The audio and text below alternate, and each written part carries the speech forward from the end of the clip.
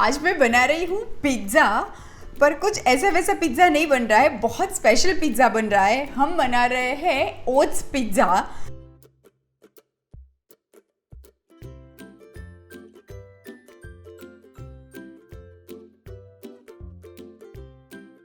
Pizza में हमेशा खाने के बाद मुझे तो बहुत गिल्ट होती है, क्योंकि उसका बेस जो होता है वो मैदे से बनता है और काफ़ी थिक बेस होता है, तो उसके बाद बहुत गिल्ट होती है।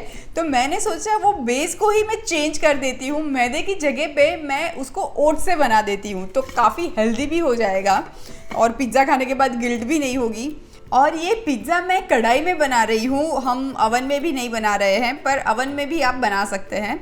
यहाँ पे ये मेरे पास ओट्स है, अभी मेरे पास ये रोल्ड ओट्स है तो मैंने ये वाले लिए हैं, पर आपके पास वो जो इंस्टेंट वाले ओट्स आते हैं वो है, उससे भी आप बना सकते हैं, कोई भी ओट्स चलेंगे।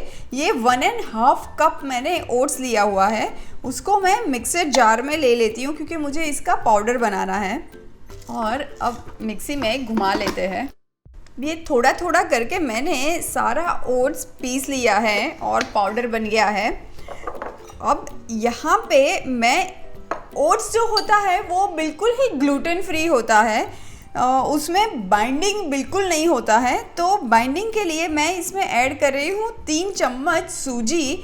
अभी आपको बिल्कुल ही ग्लूटेन फ्री बनाना है तो आप इसके अंदर बेसन भी ऐड कर सकते हो, क्योंकि ओट्स एंड बेसन दोनों में से किसी में भी ग्लूटेन नहीं होता है, तो आपका पिज़्ज़ा बेस जो है वो ग्लूटेन फ्री बन जाएगा। तो अब मैं ये 3 चम्मच सूजी ऐड कर देती हूँ और अब मैं ऐड करूँगी थोड़ा सा नमक। आप चाहो तो ये वाले मिक्सचर में थोड़े से मसाले भी ऐड कर सकते हो। अगर आपको फीका वाला बेस नहीं पसंद है तो थोड़ा सा चिली फ्लेक्स ऐड कर सकते हो, भुना हुआ जीरा, या तो फिर कोई सीजनिंग भी आप बेस में ऐड कर सकते हो। मैं आज बिल्कुल प्लेन बेस ही रख रही हूँ और अब मैं इसको भिगा देती हूँ। मैं पानी यूज़ कर रही हूँ, आप दही से भी ये आटा बना सकते हो।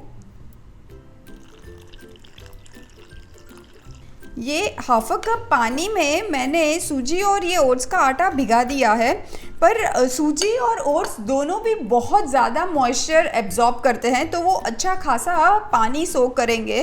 तो अभी मैं ये आधा ग्लास पानी में भिगा के इसको छोड़ देती हूँ, क्योंकि सूजी को फूलने में भी थोड़ा टाइम लगता है। 10 से 15 मिनट छोड़ देंगे तो काफ़ी सॉफ्ट बन जाएगी सूजी, और फिर उससे हम आराम से बेस बना पाएंगे। और ये पिज़्ज़ा बेस की कमाल की बात ये है कि एक तो हेल्दी तो है, वो तो सबसे बड़ी कमाल की बात है।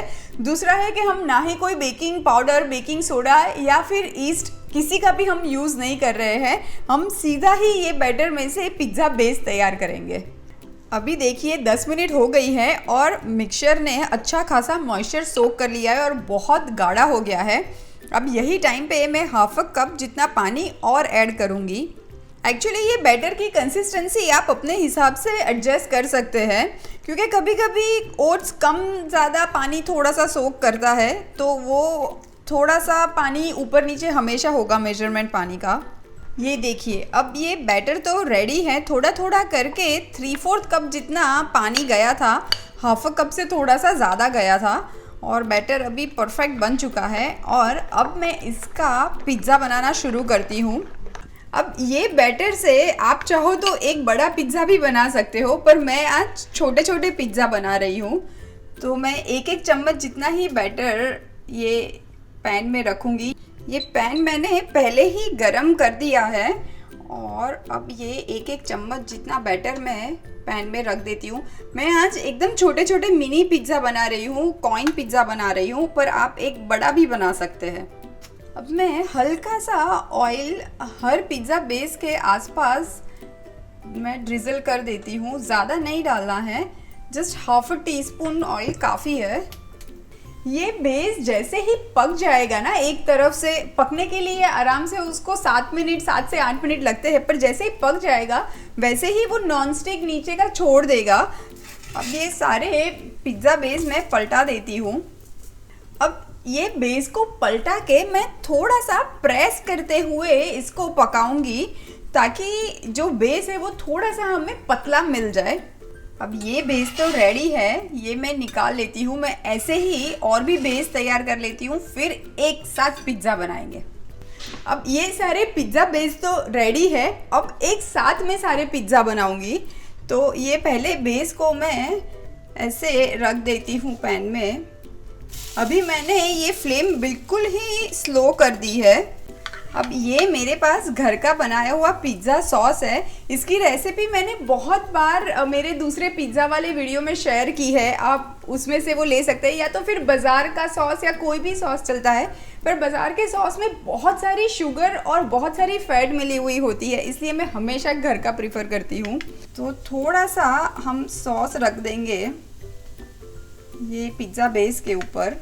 अब मैं ऐड कर देती हूँ कुछ सब्जियाँ। अभी आपको जो भी पसंद है वो आप ऐड कर सकते हैं।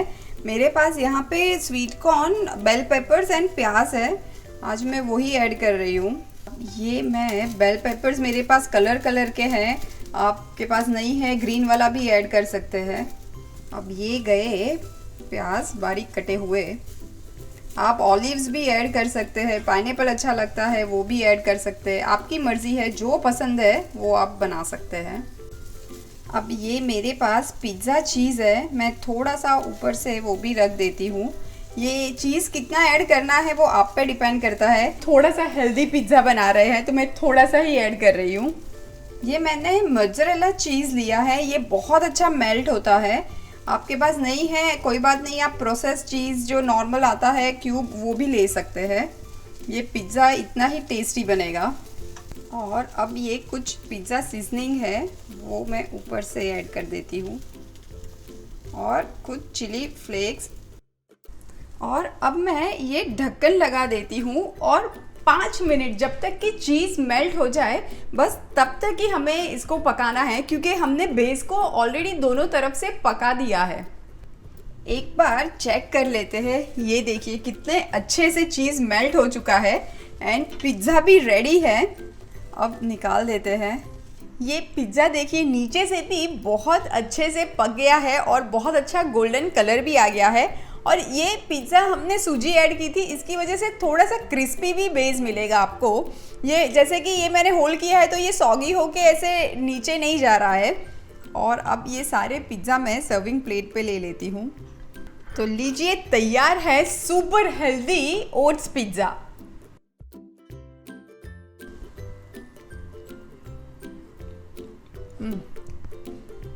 Can you believe this, pizza में भी ओट्स, पता ही नहीं चलता ओट्स है।